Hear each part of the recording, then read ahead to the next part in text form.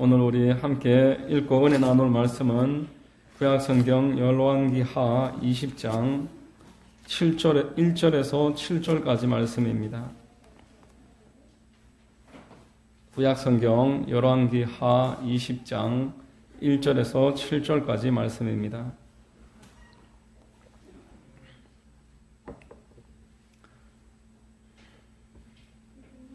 다 찾으신 줄로 알고 제가 봉독해 드리겠습니다. 그때에 히스기야가 병들어 죽게 되매 아모스의 아들 선지자 이사야가 그에게 나와서 그에게 이르되 야훼의 말씀이 너는 집을 정리하라 내가 죽고 살지 못하리라 하셨나이다. 히스기야가 낯을 벽으로 향하고 야훼께 기도하여 이르되 야훼여 구하오니 내가 진실과 전심으로 주 앞에 행하며 주께서 보시기에 선하게 행한 것을 기억하옵소서 하고 히스기야가 심히 통곡하더라. 이사야가 성읍 가운데까지도 이르기 전에 야훼의 말씀이 그에게 임하여 이르시되 너는 돌아가서 내 백성의 주권자 히스기야에게 이르기를 왕의 조상 다윗의 하나님 야훼의 말씀이 내가 내 기도를 들었고 내 눈물을 보았노라. 내가 너를 낫게 하리니 내가 3일 만에 야훼의 성전에 올라가겠고 내가 내 날에 15년을 더할 것이며 내가 너와 이 성을 아수르 왕의 손에서 구원하고 내가 나를 위하여 또 내 종 다윗을 위함으로 이 성을 보호하리라 하셨다 하라 하셨더라.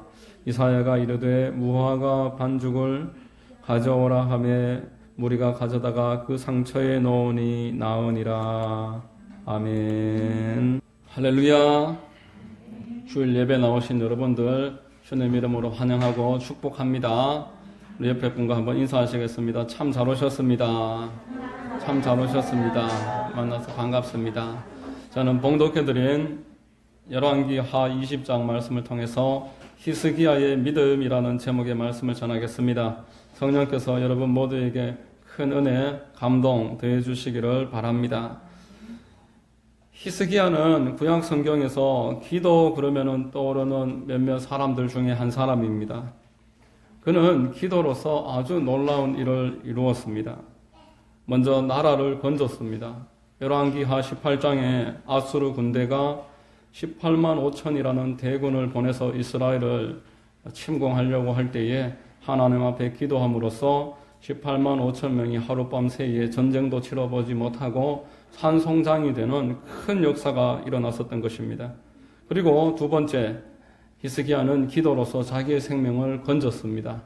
하나님이 이제 유언을 하고 마무리해야 한다라고 예언을 하셨는데 그때 하나님 앞에 얼굴을 벽을 향해서 기도함으로써 수명을 무려 15년이나 연장을 하도록 은혜를 받은 사람이 바로 히스기야입니다.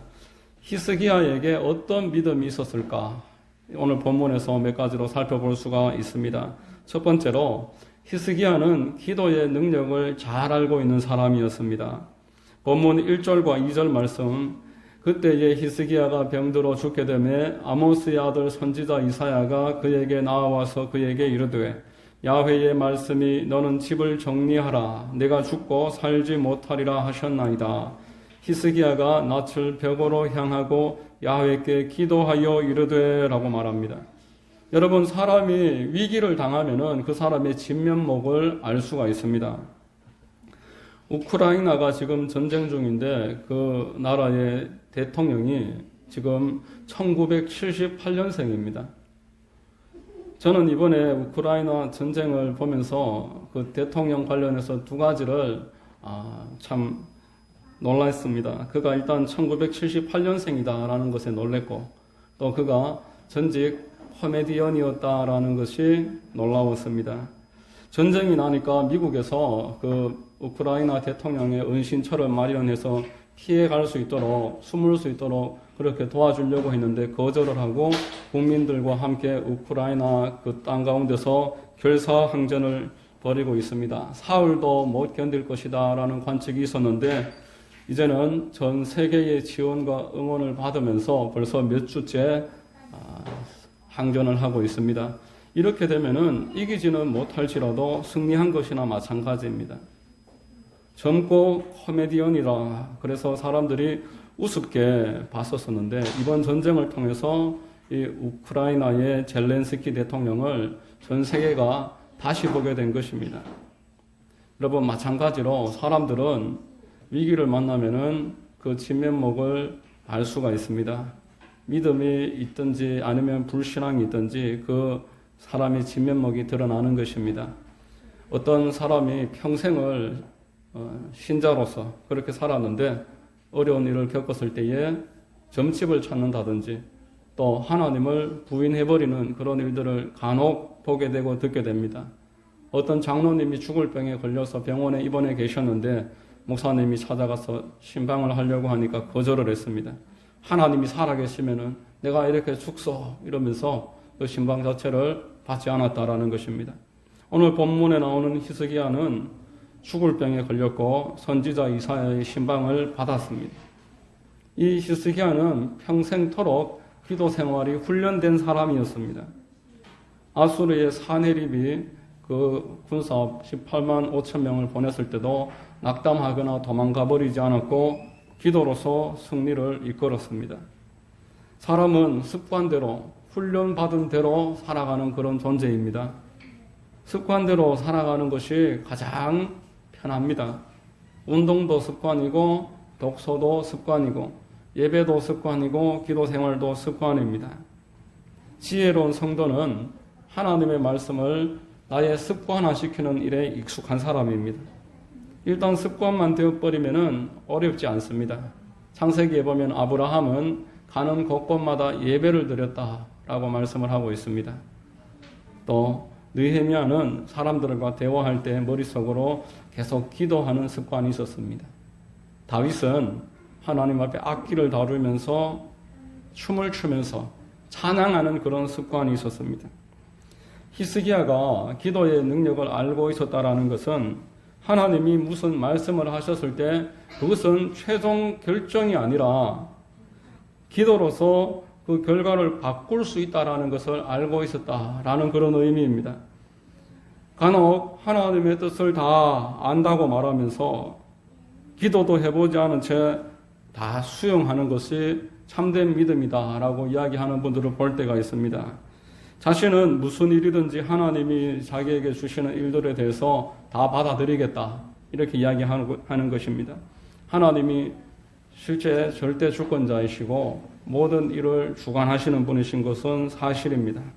코로나로 인해서 사업이 어려워졌다든지 또 질병에 걸려서 또 장애를 겪는다든지 이 또한 하나님의 섭리와 무관하지 않습니다. 지금 내 옆에 있어서 나를 힘들고 어렵게 만드는 사람이나 환경이 하나님의 큰 손길 가운데 포함된다라는 것입니다. 그렇다라고 해서 하나님의 섭리를 안다고 해서 기도하지 않아도 된다라고 결론 짓는 것은 성경에서 알려주는 하나님의 뜻과는 다르다라는 것입니다. 하나님이 무언가를 성도들에게 알려주셨을 때에는 그것을 그냥 곧이곧대로 다 받아들이라는 의미가 아니라 더 많은 경우에 있어서 기도하라. 그리고 기도함으로써 이 상황을 이겨내라. 이런 의미일 때가 더 많습니다. 회개하고 기도하고 돌이키면은 하나님이 그 뜻을 돌이켜 주시겠다. 그런 의미가 더 많다라는 것입니다. 출애굽기 32장에 모세가 시내산 위에서 하나님께 돌판을 받으면서 율법을 10계명을 받았습니다. 그런데 그때에 그 아래에 이스라엘과 아론은 금송아지를 만들어서 제사 지내면서 우상 숭배를 합니다. 하나님이 모세에게 이 일에 대해서 말씀하시고 다 진멸시키겠다. 내가 새로운 나라를 만들어서 너와 함께 새 출발하겠다. 이렇게 말씀을 하셨습니다. 그럴 때 모세는 이 일을 다 수용하겠습니다. 주님 뜻대로 하십시오. 말을 하지 않았었고 하나님 한 번만 더 기회를 주십시오. 하나님 뜻을 돌이켜 주시옵소서. 그렇게 간구했습니다. 하나님이 이스라엘에게 내리시려고 했던 징계를 모세가 중보 기도함으로써 하나님이 뜻을 돌이켜 주셨다라고 출애굽기 32장 14절에서 말씀을 하고 있습니다. 야훼께서 뜻을 돌이키사 말씀하신 화를 그 백성에게 내리지 아니하시니라 라고 하는 것입니다. 여러분, 하나님이 여러분들에게 무언가 말씀하시는 것은, 그리고 여러분들이 무언가 깨닫게 된 것은 다 그냥 수용하라는 그런 것이 아닙니다. 교회의 문제와 성도들과 또 가까이 있는 그 목회자들이나 직분자들의 어떠한 약점을 알게 된다면은 그 또한 기도하라라는 하나님의 뜻입니다. 아모스 7장에 보면은 하나님이 아모스를 불러서 이스라엘에게 메뚜기와 불로서 심판하겠다라고 예언을 하셨습니다. 이때 아모스는 그 일을 다 수용하려고 하지 않고 하나님 앞에 거두어 달라고, 뜻을 돌이켜 달라고 간구했습니다. 아모스 7장 3절 말씀에 야훼께서 이에 대하여 뜻을 돌이키셨으므로 이것이 이루어지지 아니하니라 야훼께서 말씀하셨느니라 라고 하는 것입니다. 여러분, 그러므로 히스기야가 기도의 능력을 알았다라는 것은 하나님이 알려주신 상황에 대해서 기도함으로써 하나님의 뜻을 돌이키고 이 어려운 문제가 있다라면 그 문제를 이겨내려고 기도했다라는 것입니다. 여러분, 기도하지 않는 것은 단순한 게으름의 문제가 아닙니다. 영적으로 기도하지 않는 것은 교만입니다. 하나님 외에 다른 방식으로 내가 살아갈 수 있다라는 그러한 선포가 바로 기도하지 않는 것입니다. 하나님은 성도들에게 겸손한 자에게는 은혜를 주시겠고 교만한 자는 내가 대적할 것이다 라고 말씀을 하셨습니다. 교만은 패망의 선봉이다 그랬습니다. 그러므로 기도하지 않으면 은혜를 얻을 수 없는 것입니다. 히스기야는 죽을 병에 걸렸고 이제 다 정리하고 너의 그 생애를 마무리하라 말씀하셨을 때에 벽을 향해 바라보면서 기도했습니다. 흔히 말하는 벽면 기도입니다. 어차피 내가 죽는다라면은 생명 걸고 하나님 앞에 한번 마음껏 기도해 본 다음에 죽겠다. 이런 자세로 매달렸습니다. 결국 하나님의 응답을 받으면서 생명력 있는 신앙생활을 하든지 아니면은 하나님의 뜻이다라고 말을 하지만 하나님 앞에 교만이나 불신앙으로 결론되는 그런 신앙생활을 하든지 양자택일하는 것입니다. 히스기야가 보여준 이 믿음의 태도는 가만히 앉아서 죽음을 기다릴 바에야 내가 원 없이 한번 기도해 보겠다. 기도로서 이 문제를 해결해내고야 말겠다라는 생명력 있는 믿음이었습니다. 여러분, 우리 모두는 현실 가운데서 기도로 해결해야 될 문제들이 모두 다 있습니다. 기도만이 이 문제를 해결해 줄 수 있는 유일한 길이 되는 문제들이 누구나 가지고 있다는 것입니다. 하나님의 섭리로 나에게 주어진 이 문제는 반드시 기도 외에 방법이 없습니다.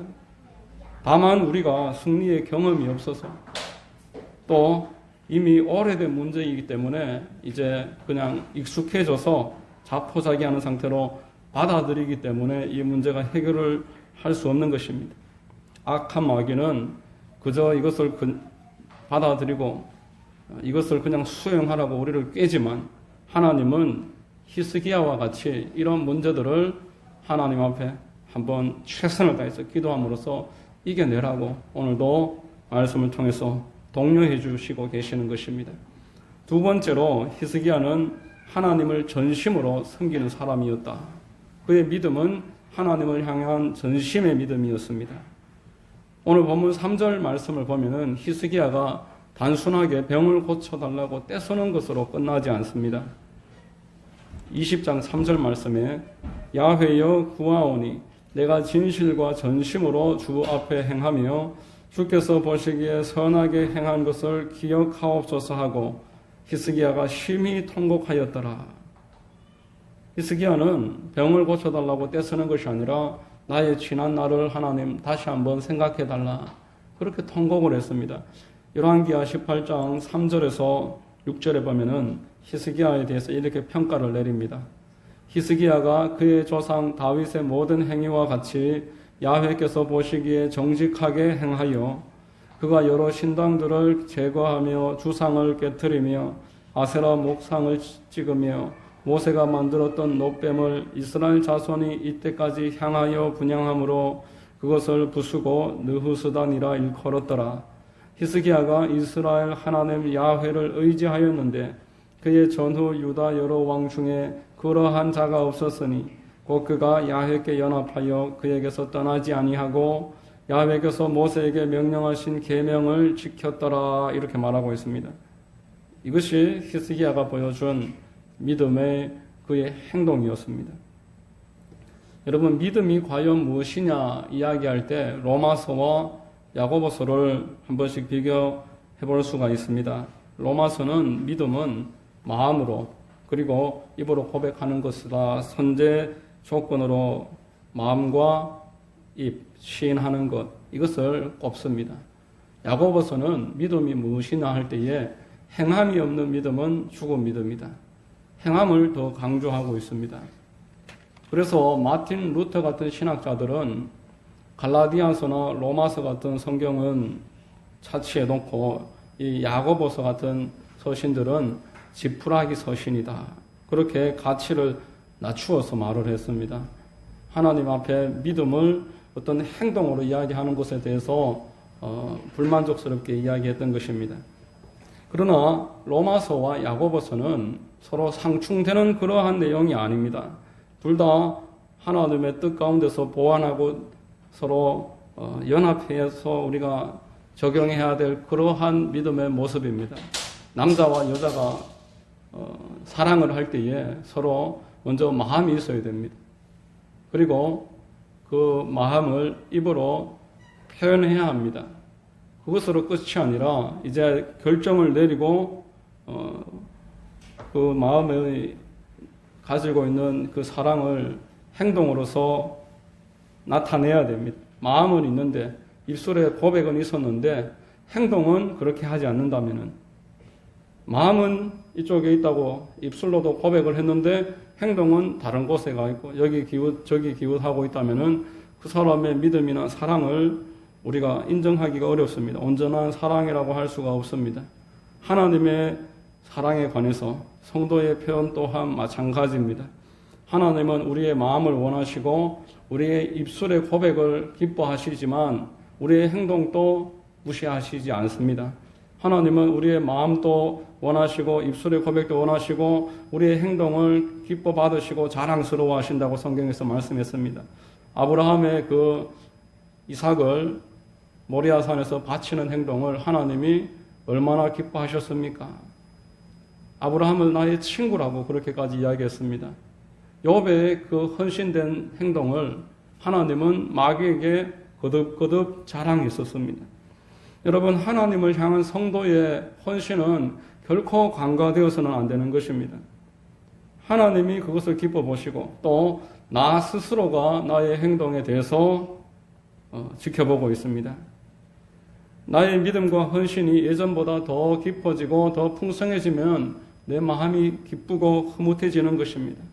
사도들은 자신들이 예전에 비해서 하나님을 사랑하고 하나님의 이름을 위해서 박해받는 자가 되었을 때 그 일로 인해서 기뻐했다라고 말씀을 합니다. 사도행전 5장 41절에 사도들은 그 이름을 위하여 능력받는 일에 합당한 자로 여기심을 기뻐하면서 공회 앞을 떠나니라. 베드로는 하나님을 부인했다가 통곡했습니다. 그리고 사명의 자리를 스스로 이탈해버렸습니다. 하나님께 헌신하면은 내 마음이 기뻐지는 것입니다. 하나님께 최선을 다하지 못하고 내 스스로가 하나님을 뒤로 밀어두면은 마음속에 믿음이 힘을 잃어버립니다. 낙심되는 것입니다. 뿐만 아니라 나의 헌신된 행동은 하나님이 보시고 내가 보고 내 주변 사람들이 봅니다. 공동체들이 함께 내 믿음을 주목하고 있습니다. 데살로니가전서 1장 6절로 7절에 또 너희는 많은 환난 가운데서 성령의 기쁨으로 말씀을 받아 우리와 주를 본받은 자가 되었으니 그러므로 너희가 마게도냐와 아가야에 있는 모든 믿는 자의 본이 되었느니라. 성도들은 서로의 믿음을 서로 영향을 주고받는 것입니다.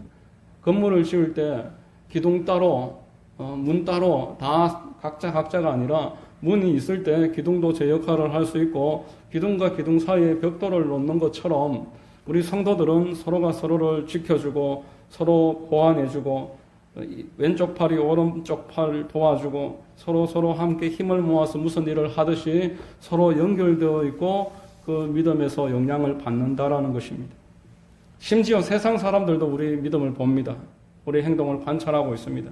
그래서 성경이 그렇게 가르치더냐, 믿는 사람에게 세상 사람들이 성경이 그렇게 이야기하라고 하더냐, 믿는 사람이 왜 그렇게 행동하느냐, 자신들을 믿지 않으면서 그런 이야기하는 것을 볼 때가 있습니다. 여러분, 구원은 하나님의 사랑으로 예수 그리스도의 십자가의 은혜로 값없이 주어지는 선물로 받는 것입니다. 그러나 믿음은 마음과 말과 행동이 서로 함께 일치되어 있고 드러나는 것입니다. 마음과 말과 행동은 우리의 믿음을 이루는 하나하나의 기둥입니다. 널판지를 이제 3개의 널판지를 가지고서 물통을 만들었다고 가정을 할 때 널판지가 각자 이렇게 3개 세면에서 세워져 있을 때에 그 널판지 높이만큼 그 안에 물을 채울 수가 있습니다.